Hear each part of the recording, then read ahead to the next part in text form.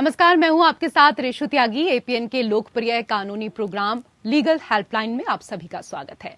इसमें हमारे कानूनी विशेषज्ञ रोजमर्रा की जिंदगी की समस्याओं से जुड़े कानूनी मसलों पर आपकी शंकाओं का समाधान करते हैं। आज हम जमानत से जुड़ी कानूनी समस्याओं की बात करेंगे। जेल जाने से बचने के लिए या गिरफ्तारी से बचने के लिए आरोपी अक्सर जमानत का सहारा लेते हैं। ऐसे में सवाल उठता है कि जमानत कितने तरह की होती है, जमानत दिए जाने का प्रावधान क्या है और कब और किन परिस्थितियों में जमानत मिलती है। इसे समझने के लिए जरूरी है जानना। अपराध दो तरह के होते हैं, जमानती और गैर जमानती। जमानती अपराध में मारपीट, धमकी, लापरवाही से गाड़ी चलाना, लापरवाही से मौत जैसे मामले आते हैं। इस तरह के मामले में थाने से ही जमानत दिए जाने का प्रावधान है। आरोपी थाने में बेल बॉन्ड भरता है और फिर उसे जमानत दी जाती है। गंभीर तरह के कुछ अपराध जैसे लूट, डकैती, हत्या की कोशिश, गैर इरादतन हत्या, रेप, अपहरण, फिरौती के लिए अपहरण आदि गैर जमानती अपराध हैं। इस तरह के मामले में कोर्ट के सामने तमाम तथ्य पेश किए जाते हैं और फिर कोर्ट जमानत का फैसला लेता है। मामला बेहद गंभीर ही क्यों ना हो, लेकिन समय पर अगर पुलिस चार्जशीट दाखिल नहीं करे तब भी आरोपी को जमानत दी जा सकती है। अगर आरोपी को अंदेशा हो कि अमुक मामले में वह गिरफ्तार हो सकता है तो वह गिरफ्तारी से बचने के लिए अग्रिम जमानत की मांग कर सकता है। कोर्ट जब किसी आरोपी को जमानत देती है तो वह उसे पर्सनल बॉन्ड के अलावा जमानती पेश करने के लिए कह सकता है। तो ये थी कुछ बुनियादी जानकारी। जमानत से जुड़े तमाम मसलों पर विस्तार से जानकारी देंगे हमारे आज के कानूनी विशेषज्ञ अधिवक्ता प्रभास सिंघल जी। सर, बहुत बहुत स्वागत है आपका हमारे खास कार्यक्रम में। धन्यवाद रेशु जी। तो हमारे तमाम दर्शक आज इस मसले पर राय ले सकते हैं। फोन लाइंस खुल चुके हैं। हमारा फोन नंबर है 012061279337। एक और नंबर आप डायल कर सकते हैं 012061279338। तो जमानत से जुड़ी कानूनी जानकारी पर आज हम बात कर रहे हैं और अगर आप आज के विषय पर कोई भी जानकारी लेना चाहते हैं तो दो नंबर आपके टीवी स्क्रीन पर चल रहे हैं। इन नंबर पर आप कॉल कर सकते हैं। सर, सबसे पहले हमारे दर्शकों को ये बताएं कि आखिरकार जमानत क्या होती है और कानूनी परिभाषा इसकी क्या है। जमानत एक इंटरिम रिलीफ होती है जो किसी भी अपराधी को विचरण के दौरान एक दे दी जाती है ताकि वो उसकी जो सिविल लिबर्टीज है वो कर्टेल ना हो। इसकी परिभाषा कहीं सीआरपीसी में प्रोवाइडेड नहीं है, लेकिन जमानत का प्रावधान जो है वो संविधान के अनुच्छेद 21 से उत्पन्न हुआ है, जिसमें हमारी पर्सनल लिबर्टी एंड लाइफ की फ्रीडम को बहुत महत्व दिया गया है। तो जो हमारी विधायिका का उद्देश्य है वो ये है कि अगर कोई अपराधी विचरण के दौरान अभियोग के जमानत का पात्र है तो उसको बिना किसी कारण के जेल में न।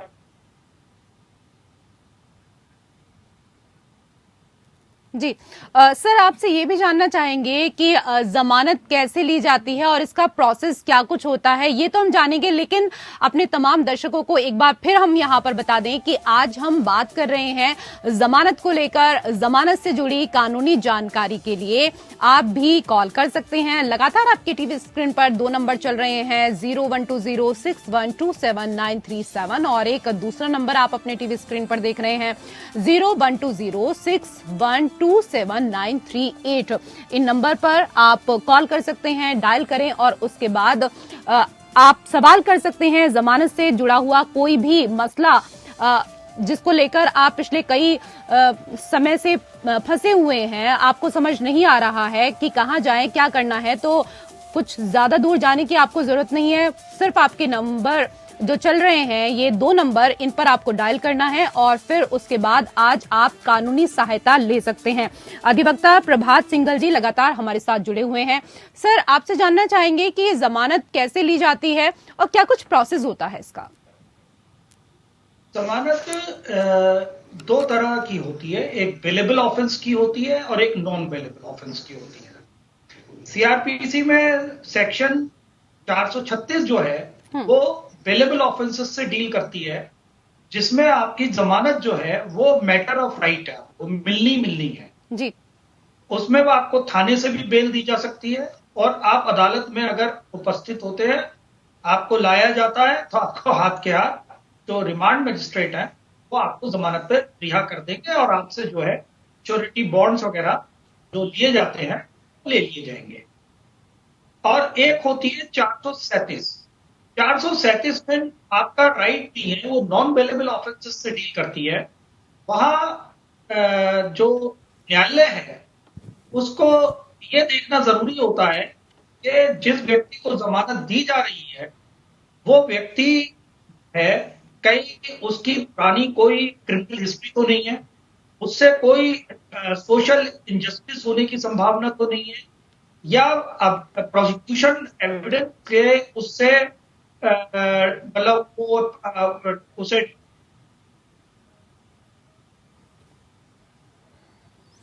लगता है कोई तकनीकी समस्या है, तो हम प्रभात जी से लगातार यहाँ पर चर्चा कर रहे हैं और सवाल करेंगे। बहुत सारे सवाल आज हमारे पास हैं, लेकिन ऐसे में अगर आपके मन में भी कोई भी सवाल है तो आप आज कॉल कर सकते हैं, जमानत से जुड़ी कानूनी जानकारी आप हासिल कर सकते हैं। सर, आपको मेरी आवाज मिल पा रही है? जी बिल्कुल जी सर, मेरा सवाल आपसे ये है, क्योंकि आज कई सारे सवाल हमारे पास हैं, जमानत देने के क्या कुछ मापदंड होते हैं वो भी हमारे दर्शकों को बताएं। देखिए, मैंने आपको बताया कि बेलेबल ऑफेंसेस में जो जमानत है वो मैटर ऑफ राइट है, वो तो आपको मिल जाती है। नॉन बेलेबल ऑफेंसेस में जमानत के जो मापदंड होते हैं वो ये देखना होता है न्यायालय को कि जिस व्यक्ति को जमानत दी जा रही है वो कोई हैबिचुअल अपराधी तो नहीं है, और उससे बाहर निकल के अगर उसे जमानत दे दी जाएगी तो जिस अभियोग जो केस है प्रोसिक्यूशन का, कहीं वो उसमें गवाहों को किसी प्रकार से तो दबाव तो नहीं बनाएगा, प्रोसिक्यूशन की जो साक्ष्य है उसको किसी तरह से प्रभावित तो नहीं करेगा, और वो जो व्यक्ति है वो व्यक्ति एक इंटेग्रिटी का व्यक्ति है। अगर ये मापदंड पूरे कोई व्यक्ति करता है तो न्यायालय उसको जमानत देने पर विचार करता है और जमानत दे सकता है। सर, ये तो यहाँ पर जमानत को लेकर बात हुई, लेकिन आपसे ये भी जानना चाहेंगे कि जमानती अपराध क्या क्या होते हैं?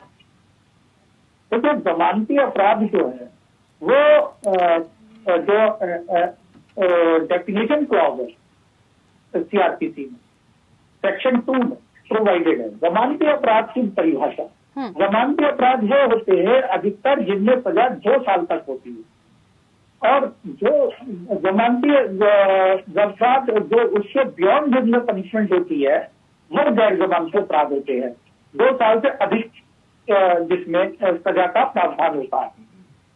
इसमें तो ऐसी दशा में जमानती अपराध और गैर जमानती अपराधों की परिभाषा जो है वो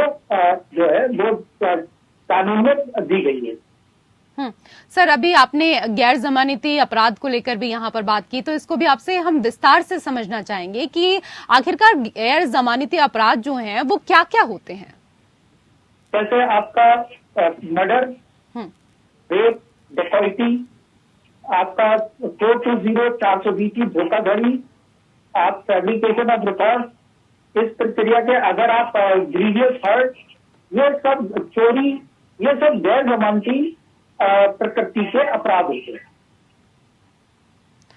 सर, एक और हम जानकारी चाहेंगे हम हमारे दर्शकों के लिए, हम चार्जशीट को लेकर भी आपसे यहाँ पर बात करना चाहते हैं। चार्जशीट ना होने पर बेल का प्रावधान क्या है, ये भी हमारे दर्शकों को बताएं। देखिए, ऐसा है कि जो 10 साल तक के अपराध हैं उसके लिए जो विवेचना का समय है वो 60 दिन है, और 10 साल से ऊपर के जो अपराध होते हैं जिसमें सजा का प्रावधान होता है उसमें विवेचना का जो समय प्रदान किया गया है वो 90 दिन दिया गया है।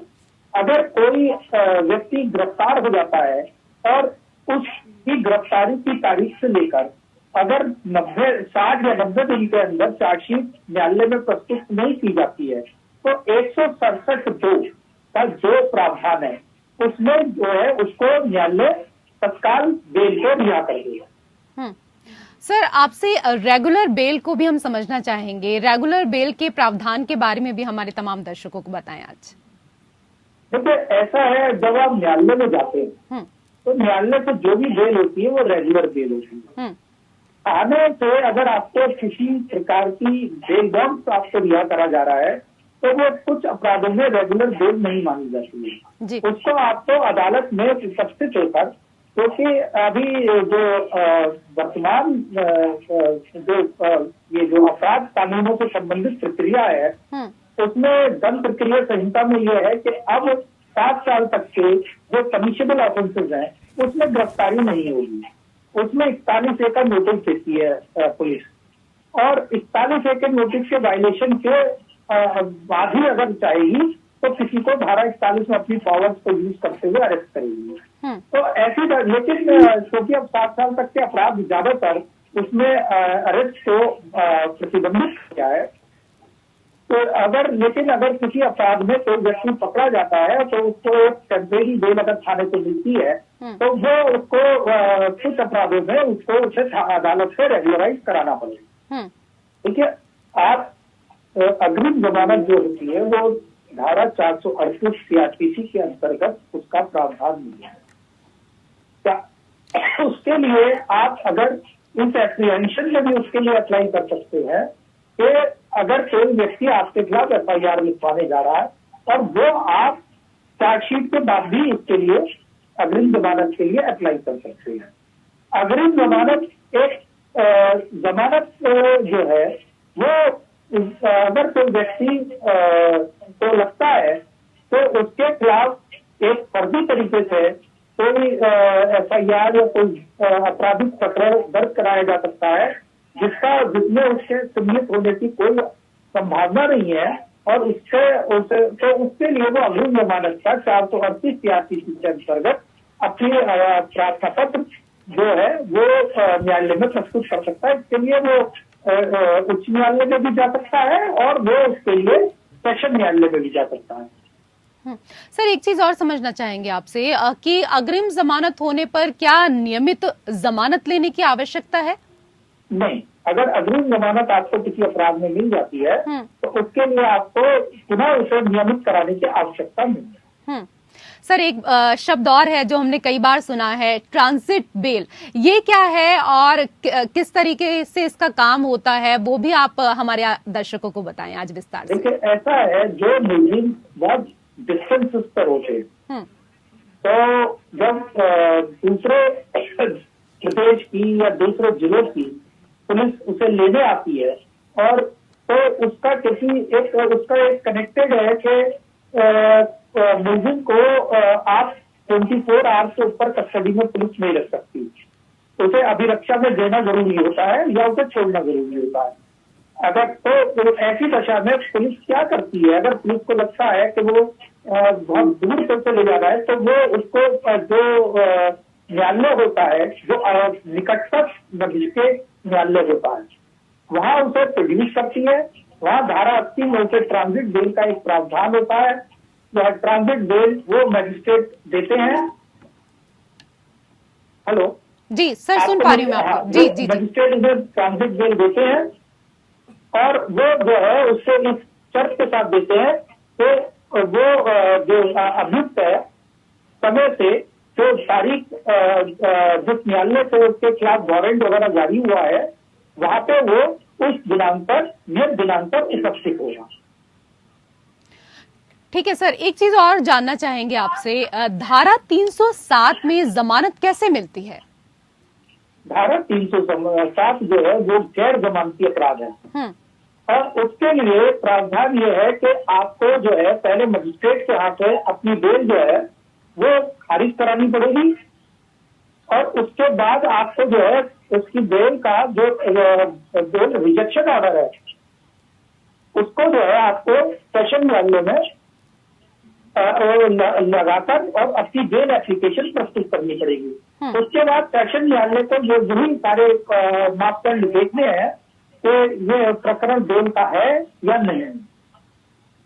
ठीक है सर, एक बार फिर से हम अपने तमाम दर्शकों को बता दें कि आज हम जमानत को लेकर यहां पर बात कर रहे हैं और जमानत से जुड़ी कानूनी जानकारी अगर आप हासिल करना चाहते हैं, आपका कोई भी सवाल है जमानत से जुड़ा हुआ, तो आप भी कॉल कर सकते हैं। लगातार आपके टीवी स्क्रीन पर नंबर चल रहे हैं। सर, आपसे ये भी जानना चाहेंगे कि न्यायालयों द्वारा जमानत कब अस्वीकार की जा सकती है? देखिए, अगर कोई मुलजिम का कोई ऐसा प्रकरण न्यायालय के समक्ष आता है, न्यायालय जो मुलजिम जमानत पे रिहा होने के पश्चात अपनी आजादी का दुरुपयोग कर रहा है और अभियोजन साक्ष्यों को डरा धमका रहा है या और अन्य आपराधिक प्रकरणों में लिप्त हो रहा है और न्यायालय को इस प्रकार का पूरी जो है एक अधिकृत आख्या प्रस्तुत होती है और न्यायालय के समक्ष चीजें जाती हैं, तो न्यायालय उन परिस्थितियों को मतलब कंसीडर करते हुए और जो बेल पहले ग्रांट करी होती है उसे कैंसिल कर सकता है। सर, कई सारे सवाल हैं आज हमारे मन में आपके लिए और वैसे भी आप इतनी अच्छी जानकारी दे रहे हैं। सर, हमारे दर्शकों को ये भी बताइए कि पेरोल और फर्लो में क्या कुछ फर्क होता है? देखिए, ऐसा है, एक ये प्रिजन एक्ट 1894 उसके अंदर सेक्शन 5B एंड 5A है। इसके अंदर जो है उसी एक्ट के अंदर राज्य सरकार को सेक्शन 59 में पावर दी है जी। फर्लो जो है वो मैटर ऑफ राइट है। अगर कोई मुलजिम बहुत लंबे समय से जेल में निरुद्ध है और वो बंद है, बंदी है जेल में, तो उसको 14 दिन की फर्लो दी जा सकती है 1 साल में। और फर्लो जो होती है वो उसका राइट है, लेकिन पैरोल जो होती है अच्छा, एक चीज आपको और बता दूं, फर्लो के अंदर जो फर्लो दी जाती है वो समय उसकी सजा के समय में से नहीं जुड़ेगा, लेकिन पैरोल में बिल्कुल फर्क है। पैरोल में पैरोल बोर्ड होता है हर जगह, हर राज्य सरकार में, और उसके जेल मैनुअल जो अलग अलग राज्य सरकार के होते हैं उसकी गाइडलाइन उसमें उल्लिखित होती है। और पैरोल में जो मुलजिम को एक टेम्परेरी बेल जी दी जाती है और वो मतलब एक बेल, सॉरी मैं ये कह रहा था कि उसके मुलजिम को एक कंडीशनल जो है एक तरीके से रिलीज किया जाता है, वो बेल ही होती है और उसको एक बार में जो पैरोल मिल सकती है वो 1 महीने की और 1 साल में मैक्सिमम 90 डेज की मिल सकती है। पैरोल जो होती है उसका कभी कभी अगर मुलजिम का आचरण अच्छा है तो बेल से पहले तो उसका जो टाइम है उसकी सजा का उससे पूर्ण होने से पहले भी उसे पैरोल के रिहा किया जा सकता है और वो उसकी जो सजा का समय है उसमें वो समय जोड़ा जाएगा जी। तो पैरोल जो है वो एक तरीके से बेल है, प्रॉपर बेल है। ठीक है सर, आज के विषय पर इतनी अहम जानकारी देने के लिए आपका बहुत बहुत शुक्रिया। और इसी के साथ हमारे खास कार्यक्रम लीगल हेल्पलाइन में फिलहाल इतना ही। नमस्कार।